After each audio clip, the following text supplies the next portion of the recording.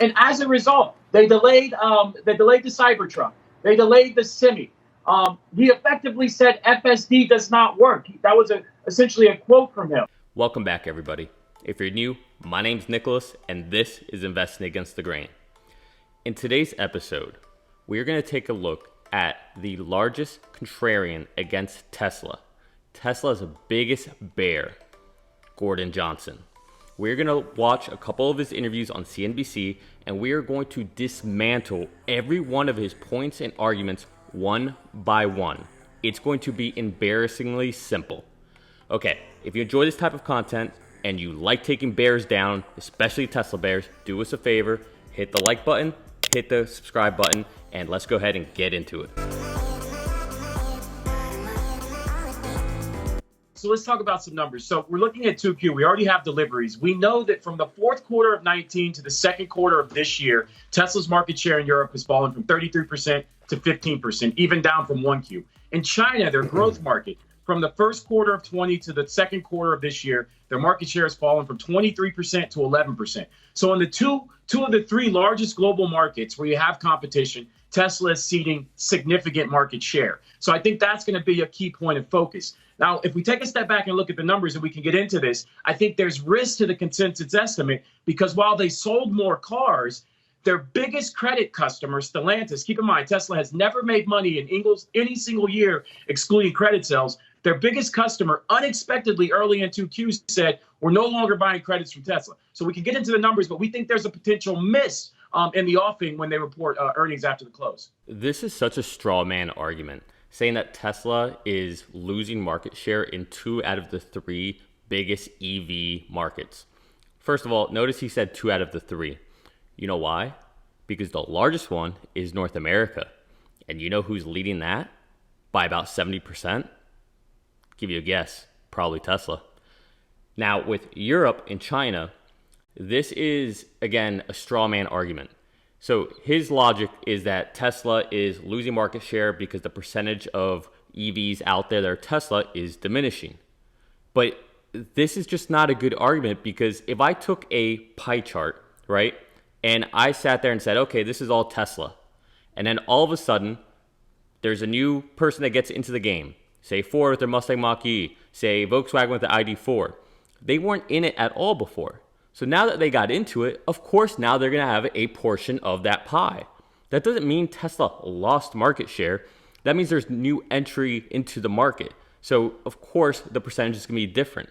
It's a mix. It's a word play that he's trying to do and try to use that as his argument, but it's a poor one that everybody sees right through.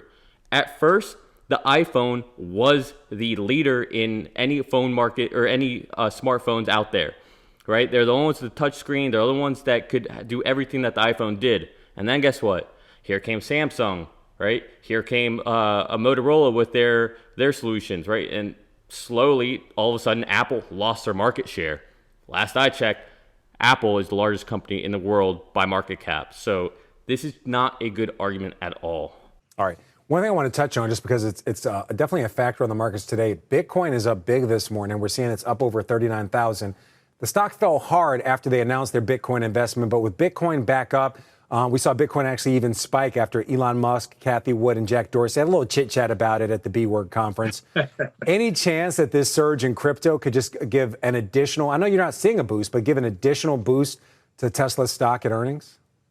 That's a great question. So I want to look at my notes here. So let's just get into the numbers. So again, we think there's going to be a roughly $200 million benefit to their gross profit from selling more cars. However, in the quarter, the way you account for Bitcoin, they're going to take about an $85 million charge on the Bitcoin investment they have in the second quarter. Okay, so Gordon does have a valid point when it comes to Bitcoin. All right, Tesla did have to take an impairment charge. It's a hit on their numbers.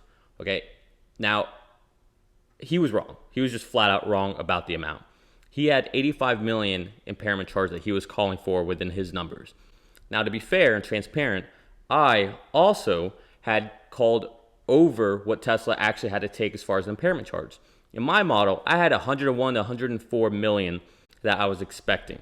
Okay, and you can see all of that, full transparency. You can see in the video here I did Q2 earnings review. But when it comes to Gordon, this is a big part of his bear thesis. So I think it's important to, dismantle this notion that Bitcoin is going to hurt them or affect them in any kind of negative way. Now, it did affect them, but it's so inconsequential. Let's take a look at how much they actually had to recognize. So here we see that Tesla had a Bitcoin-related impairment of 23 million. 23 million, that's it. Okay, if you take that, if you add in the regulatory credits, subtract all of that from what they actually had just from a free cash flow perspective, they are still in the green by about 300 million, okay? Bitcoin had zero impact on Tesla. This was so negligible. And keep in mind, the only reason Tesla even has to put out a impairment charge is because the gap process, the rules are so archaic. They haven't adjusted to reflect the realities of what Bitcoin is as an asset. Okay, if Bitcoin goes down, right, Tesla has to take that as a depreciating asset. However, let's say Bitcoin went to 100,000, which it very may well this year. If it got to 100,000, Tesla would be able to recognize zero of that as profit, right, or as an asset that appreciated to this new worth. So it's very archaic in the way it's set up. Bottom line, Bitcoin with Tesla, non-issue. In addition to that, we think that the credit sales are going to be 200 million less than what they did in 1Q. And we think there's going to be a margin hit for them actually having to produce Model S and X cars in 2Q versus not producing in 1Q. So this is where Gordon and I actually agree. Tesla will be and was affected by not selling many of that Model S or X. In fact, this entire quarter was a complete result of Model 3 and Model Y out of Fremont and Shanghai. That's it. Okay? So yes, Tesla did take a hit when it came to automotive gross margins. Okay? So why don't we take a look at what that hit actually looked like? So here we see the automotive gross margins. We can see that Q2 of 2020, we sat at 25.4%. And this quarter, we got up to 28.4%. This is the best that they have had over the last year, if we look back on the trailing 12 months. Okay, so in spite of Tesla having a negative effect, as Gordon Johnson pointed out, from not having enough Model S and X being sold, and it was all just Model 3 and Y, in spite of taking that margin hit, Tesla still had a record gross margins when it comes to automotive. Okay, this is phenomenal, right? Gordon, great point. I'm glad you brought this up so we could, reflect on it and see the truth, right? You're right. It took a hit and it still did this incredible. So just imagine what it's going to look like when Model S and X are back up and running. Now, I thought this would be a great time to pause on this interview with Gordon Johnson and take a look at an interview that Jim Cramer had with Rob Maurer. If you're not familiar with Rob Maurer, his YouTube channel is Tesla Daily. Highly recommend it. I watch it every single day.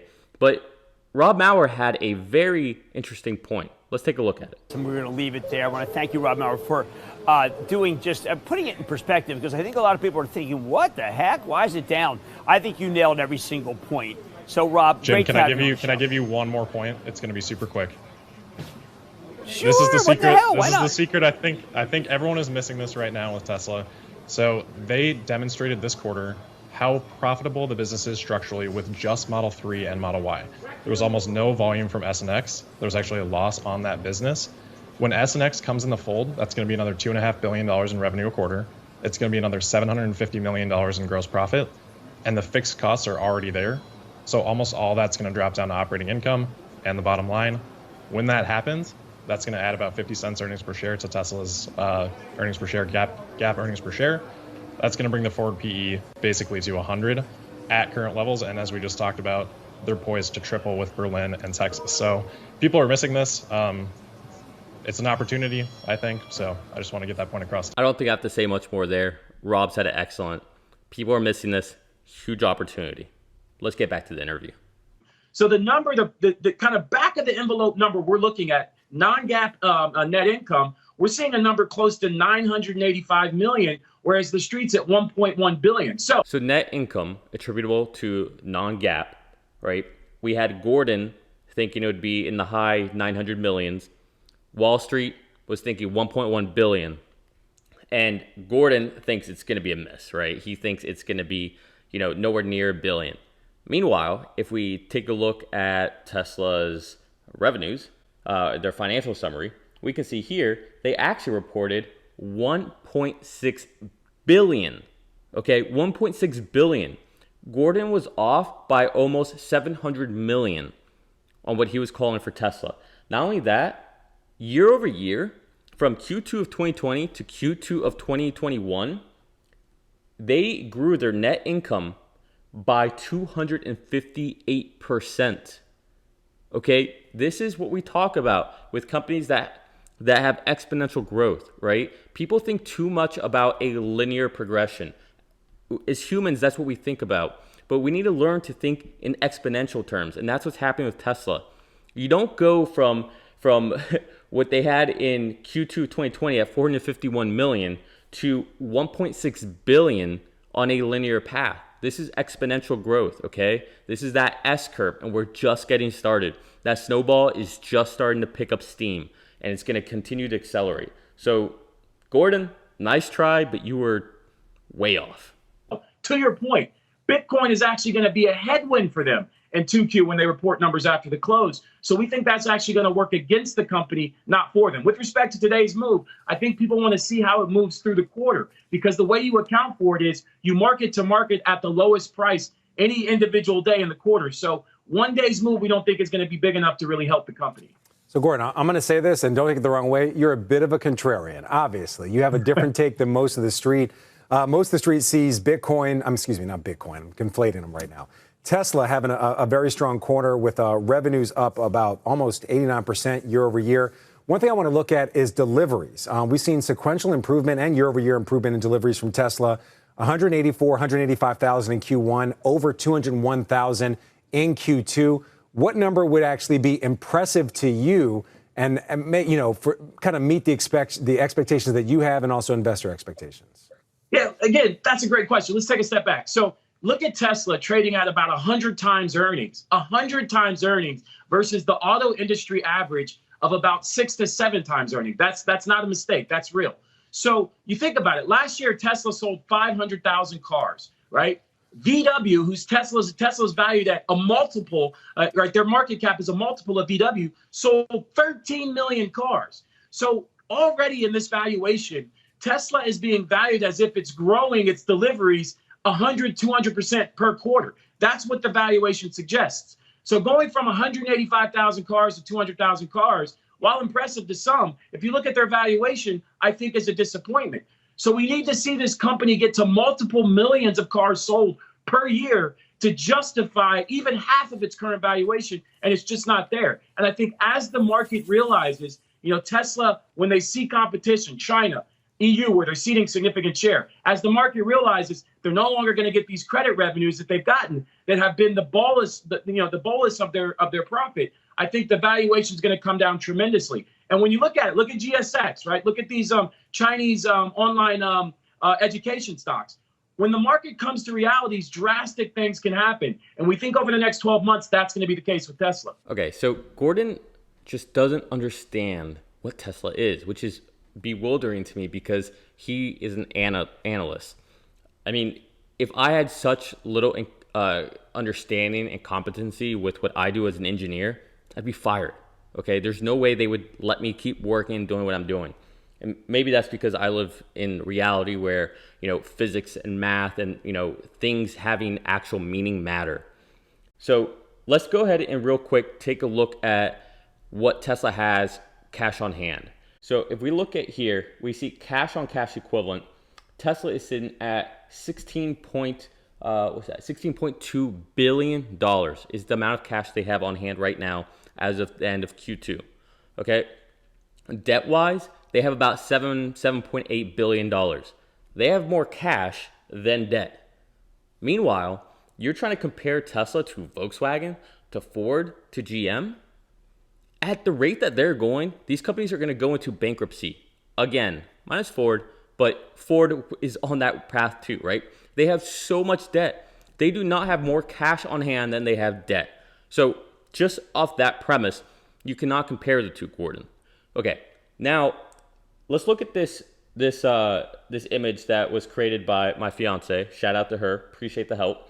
So this is a graphic that we made to illustrate the point as clear as I can to Gordon. I hope you're watching, Gordon, because if I hear you say one more time that Tesla is a automotive company and that's it, I don't know what I'm going to do with myself. There's no other way to teach you. Okay? Like, I could show this to someone who's in grade school and they would understand. Okay? Look at this. You're saying that Tesla is just an automotive company. You're right. That is one segment of what they do. They also are the dealership. So imagine you're Ford. Imagine you're Ford and you own all the dealerships. Okay, let's add to that. There's a supplier. Add that into it for Ford. They also create and produce the software, right? So all that's in-house. Add that into it, right? All of the software margins, the FSD, right? The autopilot, the updates, all of that. Add that in there. Then we start going into other things such as Tesla Insurance. They're the insurance company. So let's just throw Geico in there with Ford as well. Okay. And then finally, charging. So not just charging, but take all the gas stations, right? Take all of the Shells, the BPs, the ExxonMobils, add it there, and also add in the actual oil. That is what Tesla is. That is what you're missing, Gordon. It's not just one thing. And don't forget, we haven't even really talked about the energy side of their business. Okay? Megapack, solar, like there's so much in Tesla that we're not even scratching the surface. We don't even know what's going to happen with them with AI, right? That falls under software, but they are not just an automotive company. And this is why you have been wrong for so long when it comes to Tesla valuation. Gordon, be better. Be better. Right now, we kind of have the Baskin-Robbins of batteries situation, where we have so many formats and so many chemistries that it's like we've got like 36 flavors of battery at this point. You know, this results in an engineering drag coefficient where each variant of cell chemistry and format requires a certain amount of engineering to maintain it and troubleshoot, and this inhibits our forward progress. Well, joining us now for more is Tesla Bear, Gordon Johnson, founder and CEO of GLJ Research. Part of his bear case has long been saying Tesla's batteries are not the advantage many think they are. Gordon, great to join us today. Thanks for joining us today. I'm curious what you make of those comments, the Baskin-Robbins of battery technology. Yeah, so if you look at what they effectively said, they effectively further delayed the 4680 cell structure. They're having the same problem that everybody over the years that's tried to do this has had, the dry electrode, incorporating that into the battery. I don't know which conference call Gordon listened to. At no point did they ever say that the dry electrode is the problem. And at no point did they actually say that they're delaying the battery, the 4680. Now, yes, we can, read, through what is being said, that it's, taking a little longer, so it's going to get delayed a little bit. But to sit there and say that they said this, as in it's a quote, that's just disingenuous to begin with. Okay? Now, the problem that Tesla's having with the 4680 battery isn't an actual problem, okay? Drew Baglino said on the call, the head of Tesla's battery, right, that this isn't a science issue.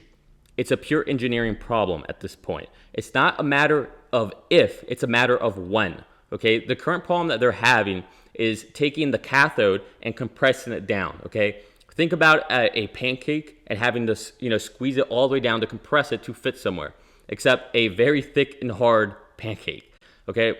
What they're trying to do is make sure that there's as little amount of bottlenecks in the production process. This is a production efficiency. Like Elon said before, with the battery chemistries, it's a coefficient drag on the net results and products that they're trying to achieve. It's the same thing when it comes to the manufacturing for these batteries, okay? They want to make sure there's no bottlenecks. And if there are any bottlenecks or anything that slows it down, they want to take that and apply their engineering principles to it, the first physics first principles, and they want to make sure it's not a bottleneck.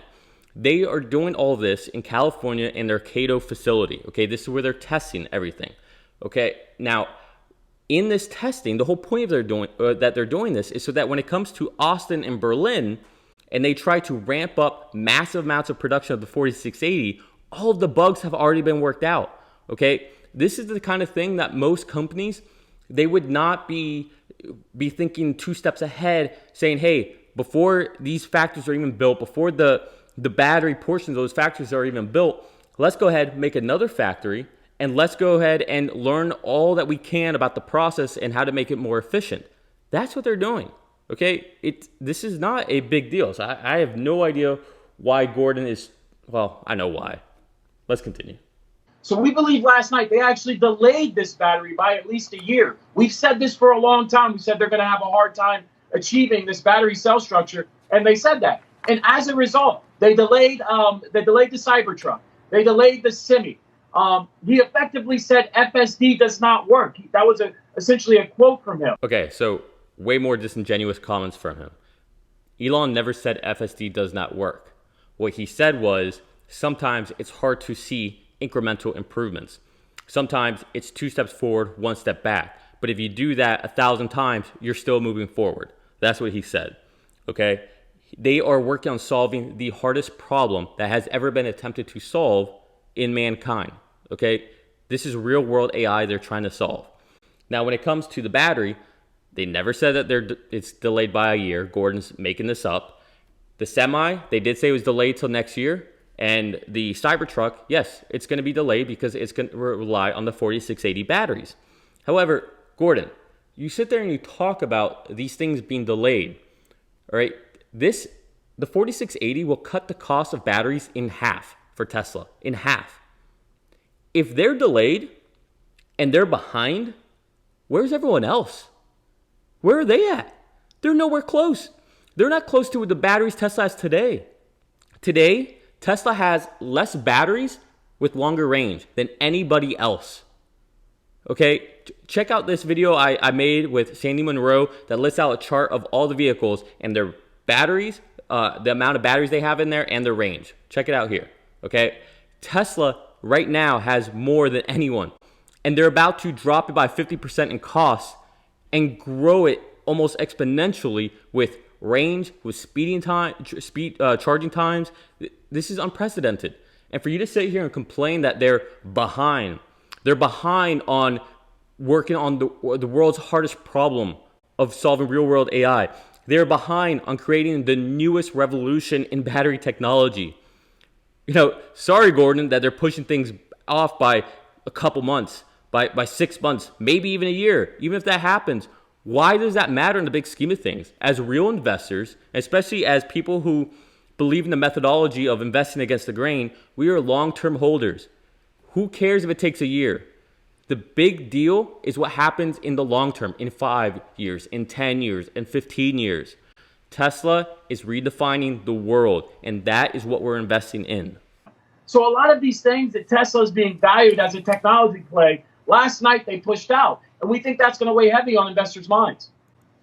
That being said, you did put out a note yesterday saying that you expected a top line beat and a bottom line miss. Yet Tesla did report better than expected earnings, $1 billion in net income during Q2, which was up tenfold from a year ago. Are you reconsidering your at least near-term thesis, given the fact that we did have stronger than expected numbers and given the fact that not a lot of that actually came from tax credits and the like? Well, we don't know, right? We need the 10Q. So here's what I'll say. The numbers were good. There's no doubt about it.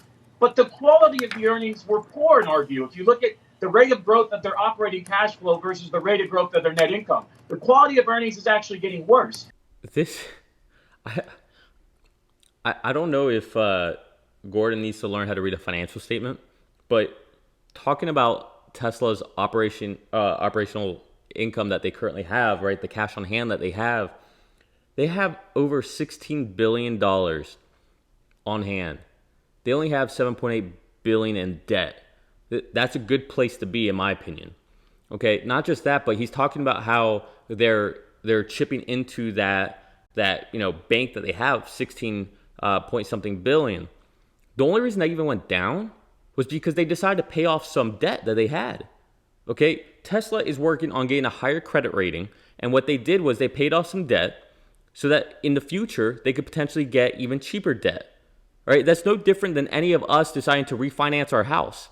Saying, okay, well, I made more money now. I have a higher salary, or a better credit score. So now I can qualify for a lower interest rate. So I'm going to pay off that house and I'm going to refinance to get a lower rate. And somehow that's an issue. Gordon, what are you talking about? You're saying it's bad for them to pay off debt. I mean, I guess that makes sense. You're a Ford, a GM, a Volkswagen fan. These companies that have vastly hundreds of millions in debt compared to what they have in actual cash ready to go to be, put out into R&D or into new factories or giga presses or anything of that nature. So again, like, he's grasping at straws now, right? I mean, you can see that we have slowly dismantled every one of his arguments, and he's just grasping at anything he can at this point. Let's see if he has anything left. And I think one other thing to keep in mind is that, if you look at the head-to-head competition of Tesla versus the new cars that are coming out, I want to look at my notes here, the Mach-E, the Hyundai Iconic, the Kia EV6, the Audi E4, and the Mercedes EQ5, which is more luxurious and gets more range than Tesla. They're beating Tesla not only on range, but charging time. This is a lie. There's no other way to say this. First of all, only 2 of these vehicles actually exist. The rest are coming out in 2022. And by that point, Tesla will have the 4680 batteries to begin with. So, okay. The Ford Mach-E is what they're talking about. The Ford Mach-E, Mustang in general, has a completely downward slope in sales. Okay? The Mustang brand is hurting. It does not charge faster. It does not go further. It does have more batteries on top of all that. So more batteries, less charge, less distance. What are you talking about? And then all the other vehicles don't even exist yet. Okay? I mean, no idea what he's talking about here. You're talking about Mercedes? Talk to me when it exists. Okay? All these concept cars, to quote Elon, concept cars are easy. That's so easy to do.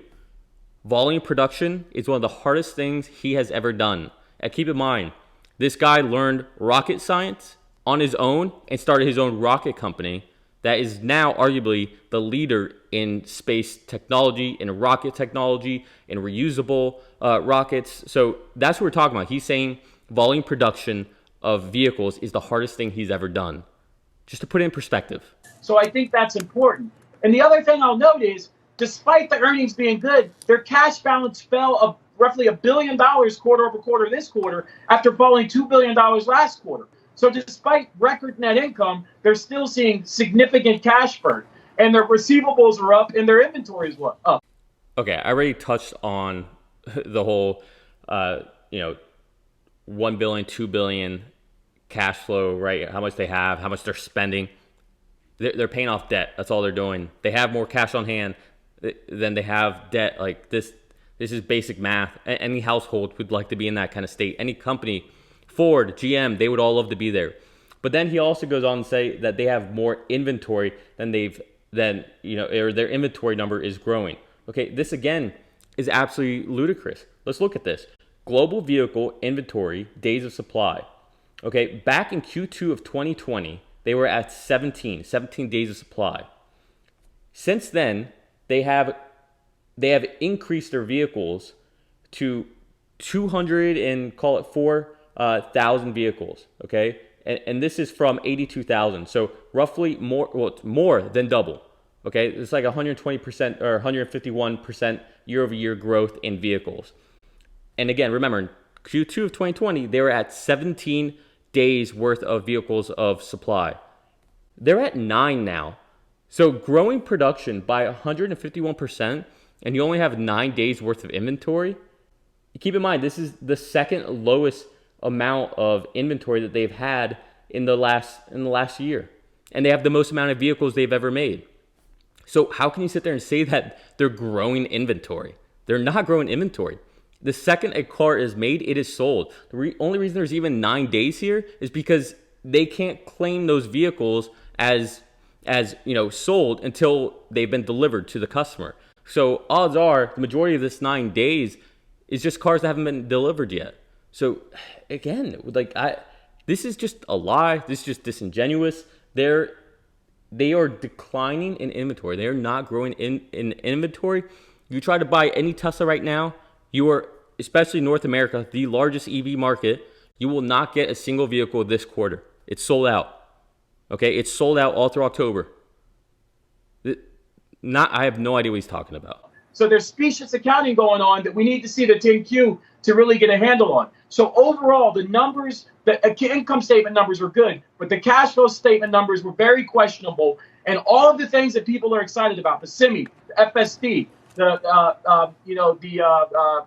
Cybertruck, all of those things were delayed last night, the 4680 battery. So I think that's something that people really need to think about, because these are promises that Elon Musk has made. He's been selling FSD since 2016, $10,000 a pop. And he effectively pushed out with FSD. He said it doesn't exist. I think that's important here. Two more lies. That's all we heard there was two more lies. First of all, Tesla's not been selling FSD for 10K since 2016. Not true. Okay. And Tesla or Elon did not say that FSD does not exist. I don't know what that is. But I don't even know what to say at this point. I mean, he's grasping at all these straws. He has no more arguments. You can tell. Everything he said from the beginning of the video, he's not rinsing and repeating these anymore, because now the earnings came out and they hit him flat in the face. Okay? I really think that this might be the beginning of the end for Gordon. Tesla is destroying these bears one by one, left and right, up and down. It is game, set, match, in my opinion, against the Bears. We'll go ahead and leave it there. I'm not sure if Gordon Johnson's going to have a job after this quarter two earnings from Tesla.